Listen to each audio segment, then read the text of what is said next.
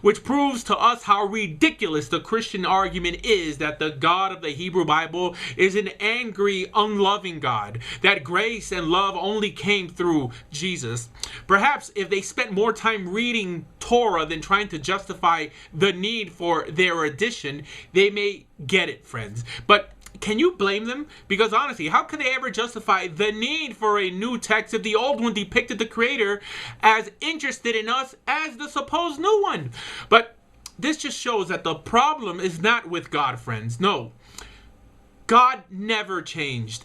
The problem is with us. Whether if you have accepted Christianity or even modern day Kabbalah, by doing so, all you have stated was that God hasn't done enough, hasn't spoken enough, he hasn't acted enough. And if you're feeling like this, then it'll probably never be enough for you. No matter the miracles or the ethical lessons, what you want, friends, is Pharaoh ordering you what to think and how to act.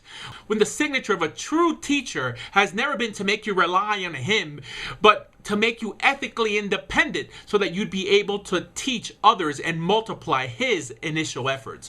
Which is clearly even seen in the Jewish world today when some yell the phrase Mashiach now. All they're really asking for is some heavenly bailout. In other words, they don't want Mashiach, but they want Pharaoh. Which is why when the Israelites were begging Shmuel Navi for a king to rule over them, he told them, you don't want a king, you don't need a king, God will be your king.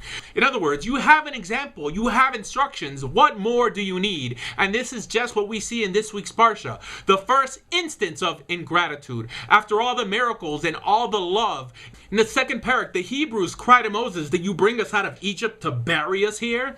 And they said the phrase, which is the most counterproductive to virtually everything we've read so far. And what's that, friends? That it would have been better to serve evil than to die.